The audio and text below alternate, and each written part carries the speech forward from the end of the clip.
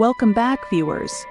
Today we're diving deep into a topic that's often overlooked, but crucially important: why the African continent is consistently misrepresented in size on world maps and atlases. It all boils down to the way maps are projected, particularly the most commonly used one, the Mercator projection. Ever looked at a world map and thought, something seems off? Well, you're not alone. For decades, the conventional world map, known as the Mercator projection, has misrepresented the true size of Africa, perpetuating a skewed understanding of its vastness. In today's world, the Mercator projection, created in 1569, primarily for nautical navigation, continues to heavily influence how people perceive the globe. This map, widely recognized and often seen in classrooms, has become the go-to reference for many, shaping our understanding of geography on a global scale. A normal Mercator map of the world has north-south parallel vertical lines. The two poles are where all those parallel north-south lines actually meet. The top and bottom of the map must be expanded in relation to the middle in order to show those vertical lines as parallel to one another in a way that is helpful to navigators. A rectangular Mercator map's north-south and east-west lines intersect at a right angle and match the lines on the real globe at the same locations. Areas nearer the north and south poles are made larger, while regions around the equator are made relatively smaller, in order to create a worldwide map. But why does this matter? It matters because it perpetuates misconceptions and misunderstandings about the world's largest continent. The Mercator projection, devised in the 16th century, distorts the size of land masses, exaggerating those closer to the poles while shrinking those near the equator.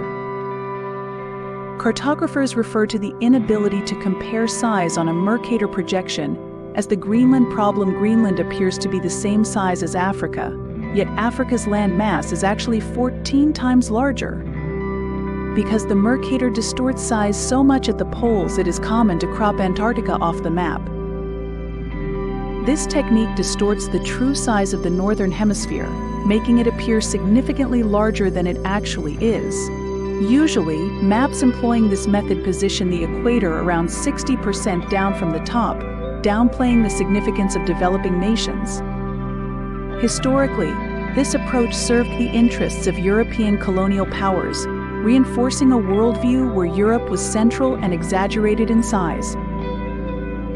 This map really doesn't do Africa justice.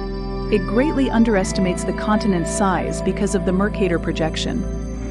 In truth, Africa's land area is a whopping 30.37 million square kilometers, 11.7 million square miles. The current world maps we commonly use have been ingrained in Western perception since the era of the British Empire. Despite numerous criticisms regarding their fairness and accuracy, they still dominate.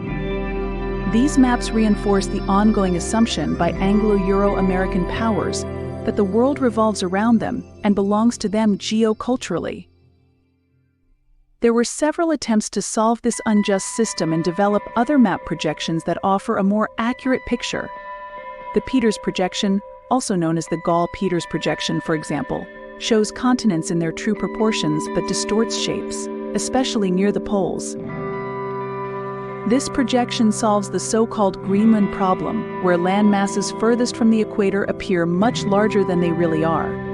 Africa is actually 14 times larger than Greenland, but if you look at a Mercator projection map, it seems the opposite. The Robinson projection, created by Arthur H. Robinson in 1978, is a compromise between Mercator and Peters. It balances area and shape distortion across the map, more accurately portraying high-latitude lands and water-to-land ratio. There is some distortion in this projection in places that are distant from the equator, especially in the vicinity of the poles. Finally, a group of scientists developed an entirely new type of world map, claiming it was the most accurate yet. The Equal Earth map, created by Tom Patterson, Bojan Savrik, and Bernhard Jenny in 2014, accurately represents the continents without cutting or stretching parts of our curved planet, on a flat surface in response to political furor over unfair projections that are not equal area.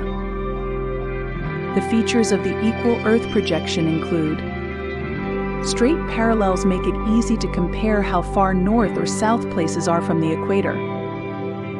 Meridians are evenly spaced along any line of latitude.